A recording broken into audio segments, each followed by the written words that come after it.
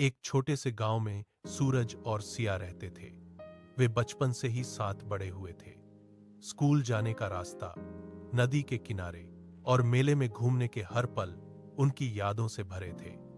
समय के साथ उनकी दोस्ती प्यार में बदल गई, लेकिन किसी ने कभी खुले तौर पर स्वीकार नहीं किया। एक दिन सूरज शहर पढ़ने जाना पड़ा। जाने से पहले शाम को वे हमेशा की तरह नदी के किनारे बैठे। वह रात उनके लिए बहुत खास बन गई।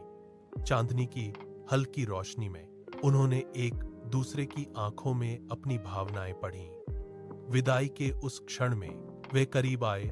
एक मीठे चुंबन ने उनके अनकहे प्यार को शब्द दिया। उसके बाद कुछ समय वे साथ रहे, भविष्य के सपने बुनते रहे। वर्षों बीत गए।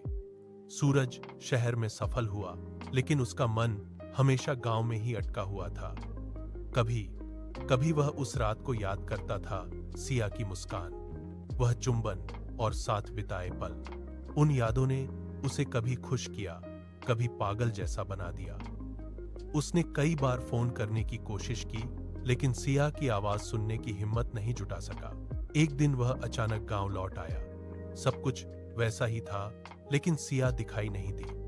पड़ोसियों से उसे पता चला, सिया कई सालों से बीमार थी और कुछ महीने पहले गुजर गई। सूरज की दुनिया एक ही पल में खाली हो गई। वह सीधे नदी के किनारे गया, जहां वह आखिरी बार मिले थे। वहां एक छोटे से पत्थर पर सिया ने लिखा था, मैं तुमसे हमेशा प्यार करता रहूंगा, चाहे तुम वापस आओ या ना आओ। सूरज की आंखें नम हो गईं। उसने पत्थर को छुआ और धीरे से कहा, मैं भी सिया, लेकिन बहुत देर हो गई। उस शाम डूबते हुए सूरज के साथ सूरज ने अपने सबसे गहरे प्यार को स्वीकार किया, लेकिन सुनने वाला अब कोई नहीं था।